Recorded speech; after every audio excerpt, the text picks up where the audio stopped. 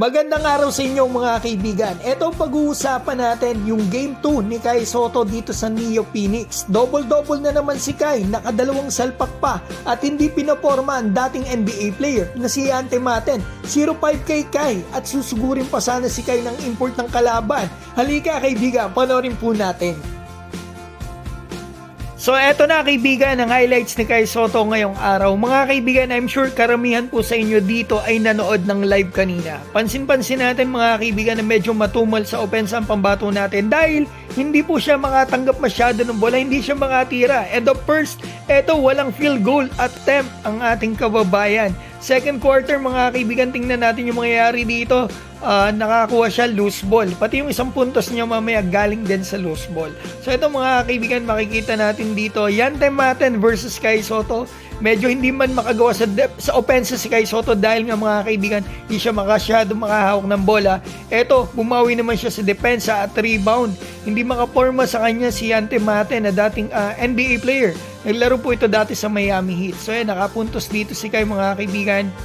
Sayang to mga kaibigan, panalo sana sila dito kung nandito si Kai Sotto. Ipapakita ko sa inyo ang pruweba mamaya doon sa mga hindi naniniwala na kaya natalo dito si Koshigaya ay dahil wala si Kai Sotto.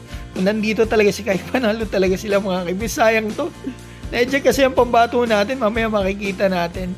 So ito, another 2 points dito sa pambato natin. Halftime stats. Ito makikita natin yung dinepensa ni Kai mga kaibigan. Puro sablay si Maten. Wala pang punto. 0-5 sa field.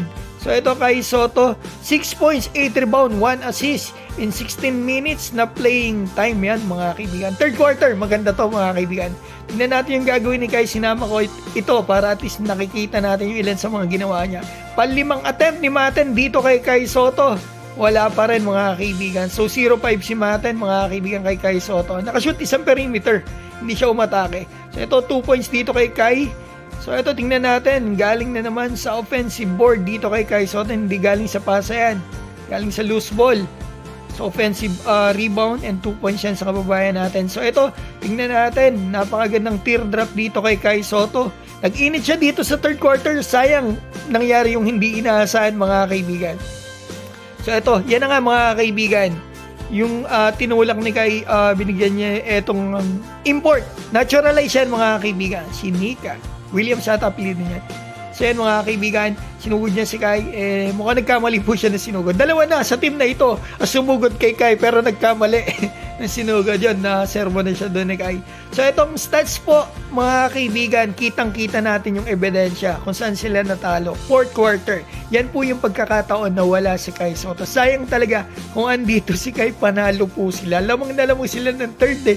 So ito stats ng pambato natin, another double-double. Kahit 3 quarters lang siya naglaro, kahit hindi siya masyado napapasahan ng first half, ito pa rin yung binigay niya. Double-double, solid numbers dito kay Kai Sotto. Okay lang yan mga kaibigan.